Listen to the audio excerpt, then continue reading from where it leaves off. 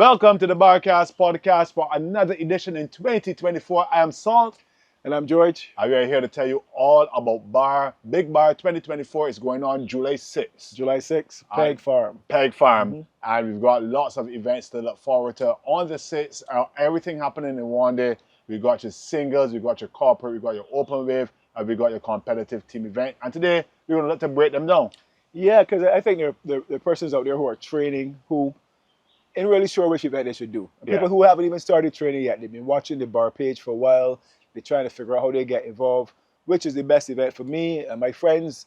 How do I get involved, and which is the best event that I should take part in on July 6th? All right, so let's start with the singles event. Right. Because you may not have a team as yet, but you've been seeing bar all the time and say you want to try this thing. Right. Singles event. Tell me about that. The singles event is probably the easiest event to get involved with from a logistical perspective. If you're out there by yourself, or maybe your work hours doesn't allow you to link up with other people and train with them. So you can just go out and run on your own when you get a chance. You can do some carries on your own. If you're relatively, agile and so on, you can get through most of the skills. Yeah. That is the event for you. Now, we have two variations on the singles. Okay. We have the competitive singles with the most strict criteria for the obstacles, and just we're going to go over those in a second for you. Yeah. The competitive singles, and that's where if you're in the top three, you could qualify to go and represent Barbados at OCR World Champs or World Obstacle this year.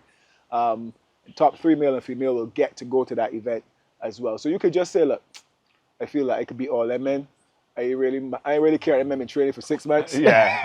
I going out there on the day and I can run this 3K course and I can make the podium and I off to Costa Rica in August. Oh, you might tell yourself, well, I got enough fitness. I want to see where I stack up among these men. You might not necessarily say you're going to win, but you want to compete. You want to feel that burn. You want to get the fullness of the full bar experience. That's where the singles is. And a lot of guys who started off doing team, they'll make that kind of 1-year step transition. Yeah. They'll jump into the singles for a year to get the feel of it without really with any expectation except to go out there and try and compete. Yeah. And that kind of gives them a gauge as to how they should approach their training for the next year. Yeah, so that's the singles competitive, but you were saying there's a singles variation for open wave.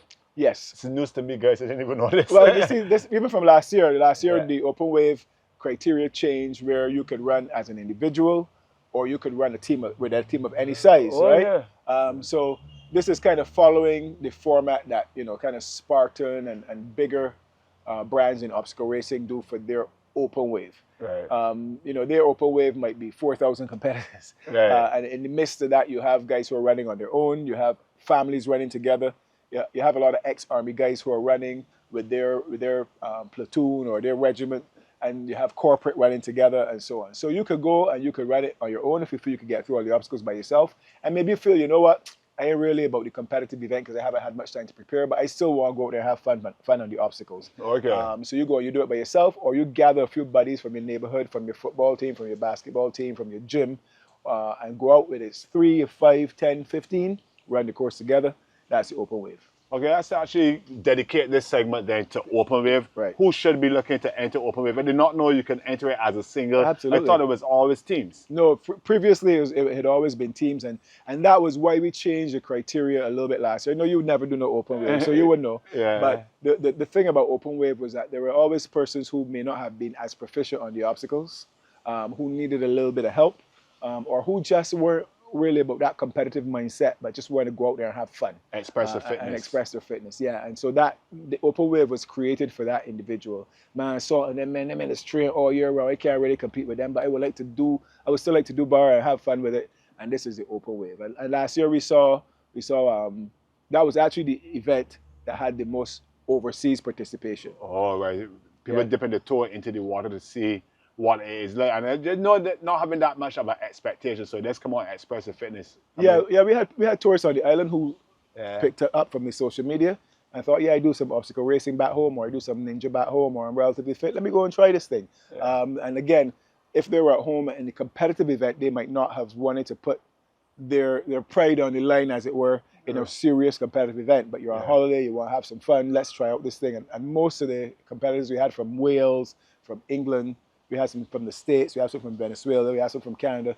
all of those persons who found the event on social media just happened to be on the island and just jump in the open wave. So open wave is something that you can jump into. You just use spur of the moment almost as well. Correct. And that's express your fitness. Indeed. And I would say, you know, if you're not sure about the obstacles, when I say not sure, I mean there's nobody, I think. Let me rephrase that. There's very few persons who are going to run a completely clean course. Right. You know, everybody can make a mistake here and there and do little 20 burpees. But if you feel, boy, if I do that singles event, I can lose my bands. We'll talk about losing the bands in a minute. And I can be halfway through the course and not really be able to finish properly. Let me do the open wave instead. If I miss an obstacle, I can just do 20 burpees and move on. So there's still burpees in the open wave. Still burpees in the open wave. As well. Okay. Yeah. All right, so that's open wave for singles and the teams. Any size team can enter open wave? Any size team can enter. And we want to encourage people to enter with as big a team as you want.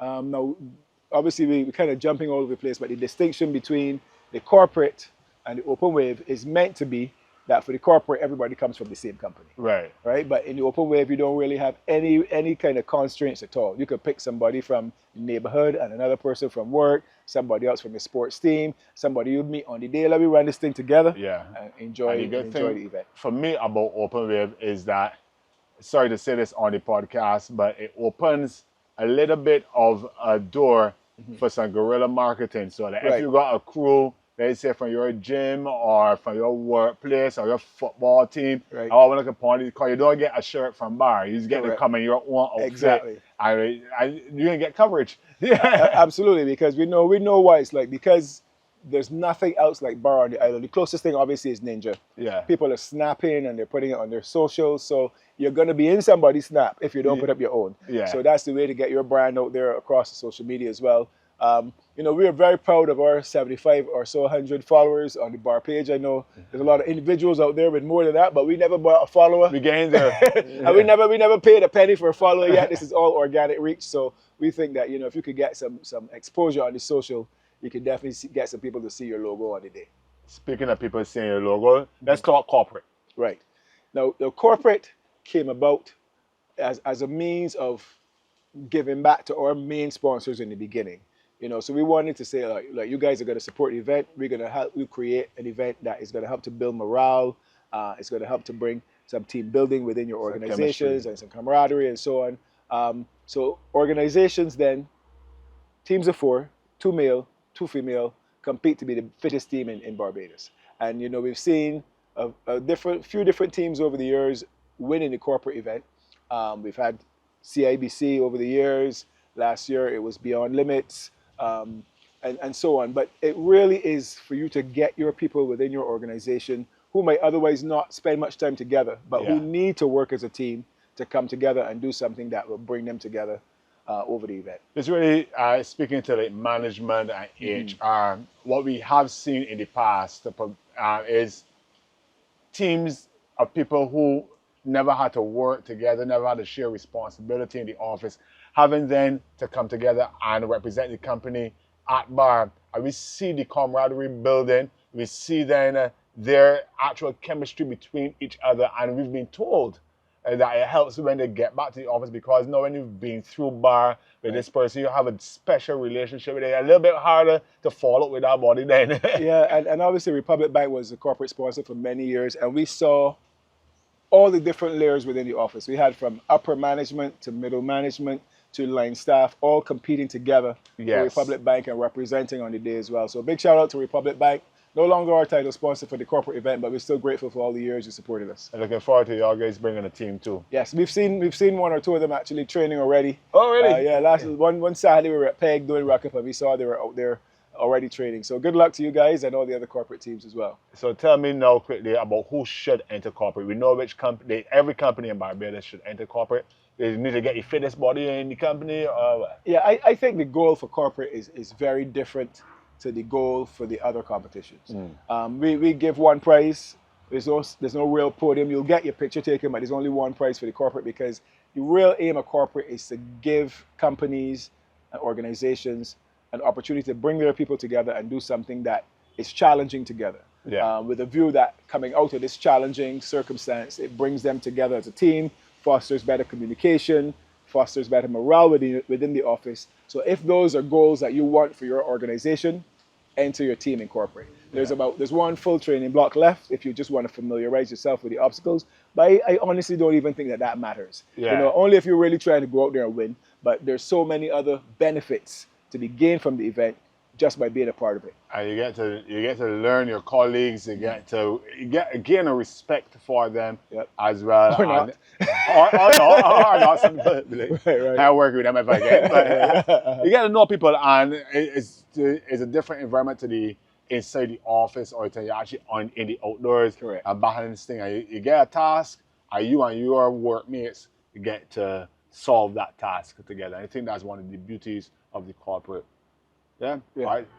You have something else to say about corporate No, before we move on good. Yeah. to the actual competitive? Yeah, let's get back to the competitive. I think that's pretty good for the So corporate. this is where everybody know that watching, you want to know, because even if you are not at the competitive level yet, or you're not looking to seek to be in competitive this year, you're going to want to do it one of these years. You're probably interested to find out why it is. Right. So tell us a bit about the competitive in terms of both the teams and the singles. Who should be entering competitive?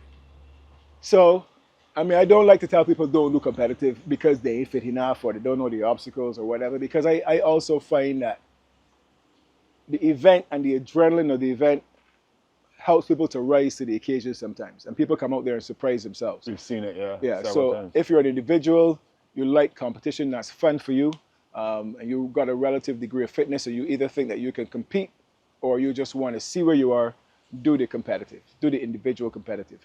The criteria is a little different this year in that we're trying to adopt more kind of international standards of how we run the race.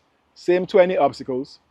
This time we're going to make sure that we arrange them a little differently, but there's no burpees when you miss an obstacle this time. Right. We want to go through that, the penalty loop thing, because from the release of the last podcast, a number of people have still been messaging me to ask about that. So let's quickly get through that there. So I can explain to them too. Yeah, so let's take our time and break it down. Okay.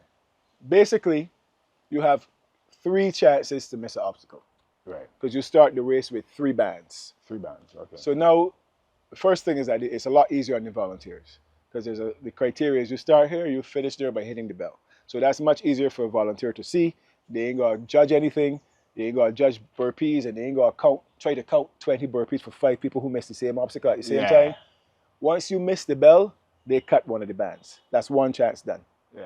And so on. You go through the course, you miss another obstacle, they take a 2nd band. That's 2. Now, if you lose your 3rd band, basically the competitive race is over for you. You don't have any more bands. You don't have any more bands. You have to have bands to compete.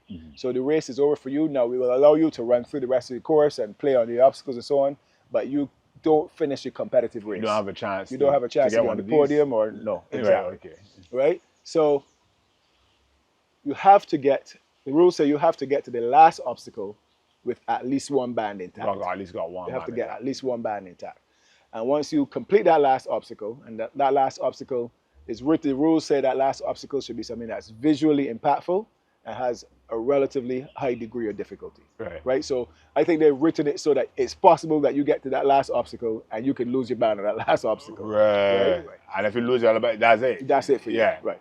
But let's say you clear that last obstacle with your 1 band intact. Each person has to cross the finish line with all 3 bands. You need to have all 3. Yeah. Right. So how do you reclaim those 2 bands that you've lost, or how do you reclaim that 1 band if you arrive there with 2?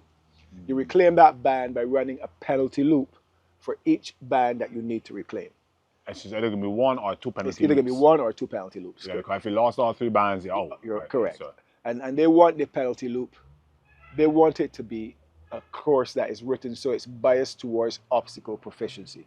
So the penalty loop should be harder than the hardest obstacle on your course. Okay. Right? So it's usually in the form of a carry, and it's usually somewhere between 400 and 500 meters worth of distance. All right. So if we look at it now, normally we say burpees used to be 20 burpees. Correct.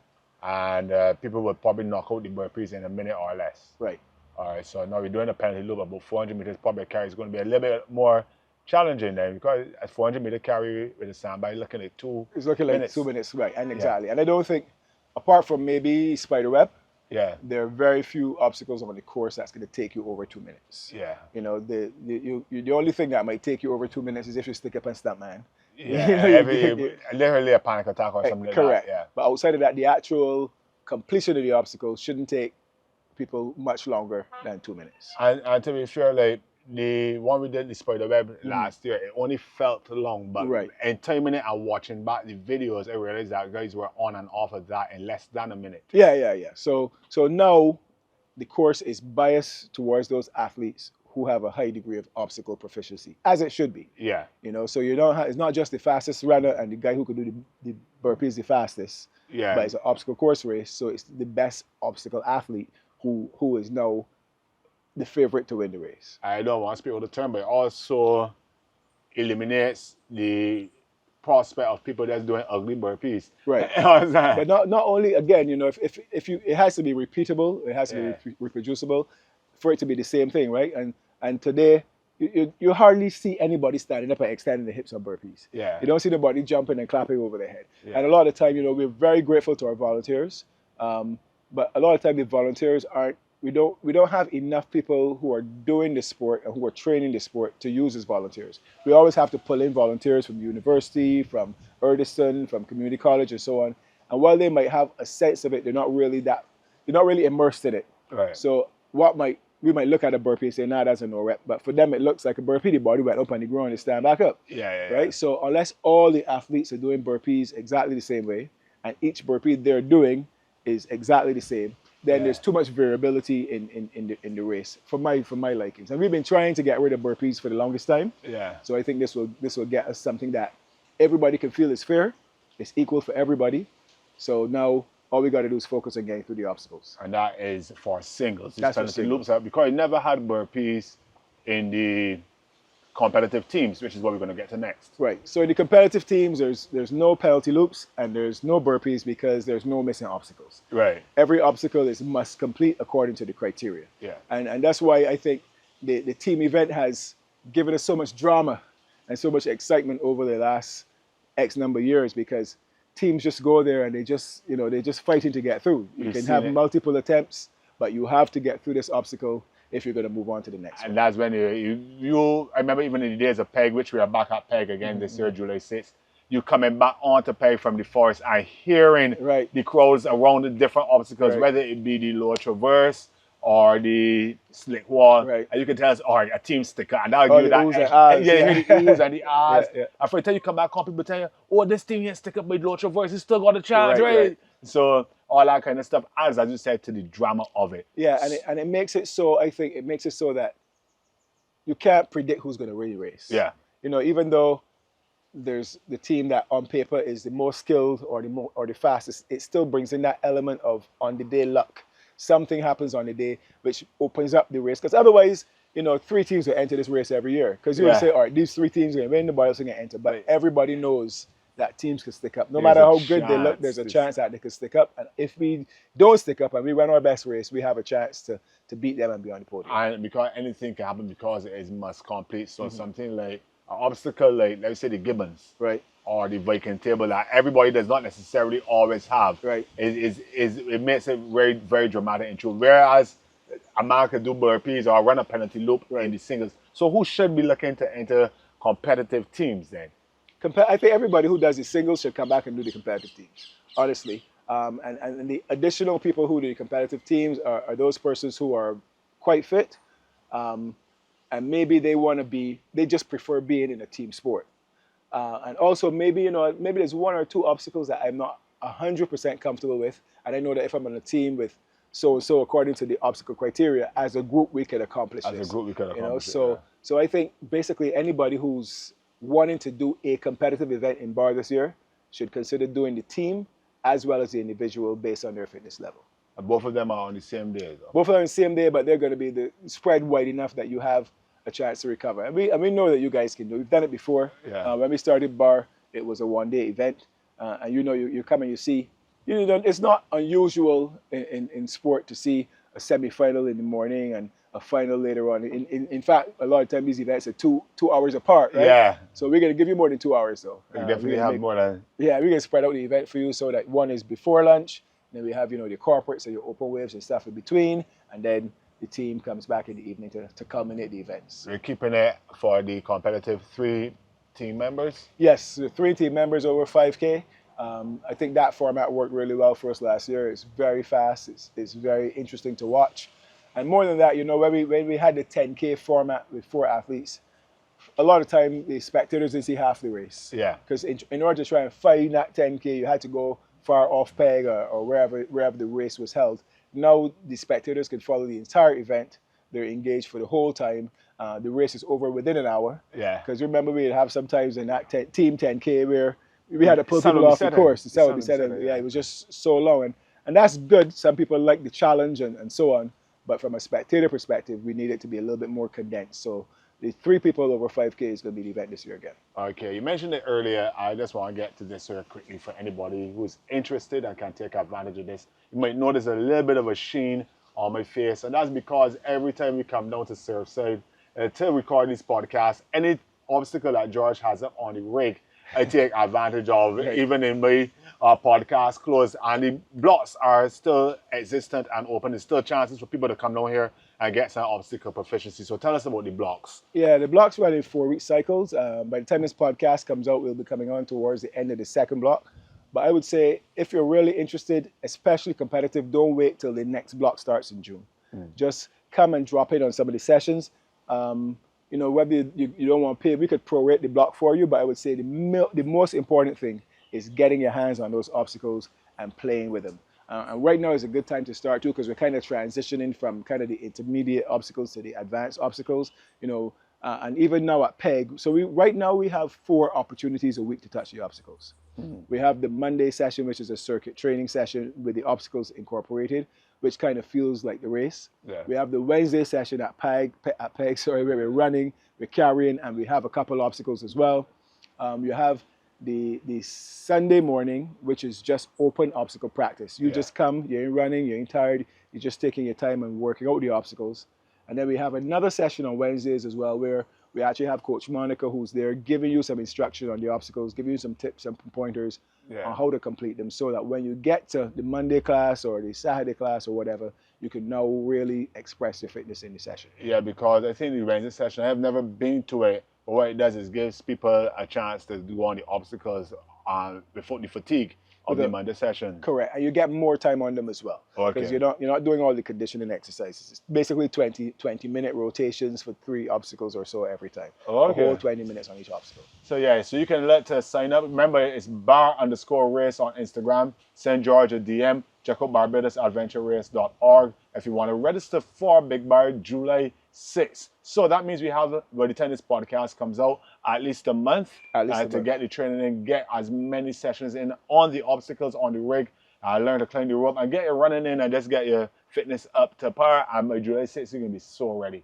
for Big Bar. Yeah, and again, for the majority of us out there, I'm not talking about the competitive guys who've been doing this for years. For the majority of us out there, all we really want to do is go and have a fun time. So most of us are looking at open wave.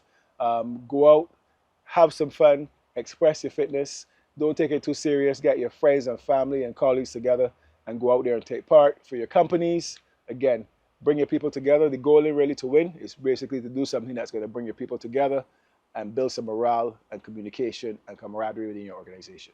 And as George always says, when we're talking about having fun with bar is way more fun when you get through the obstacles, trust me. When you got that obstacle proficiency and you develop and you get through and hitting that bell, that's really real satisfaction and the fun comes in bar. So you want to make sure and get in these blocks, get accustomed to the obstacles, and come out July 6th and let's crush it.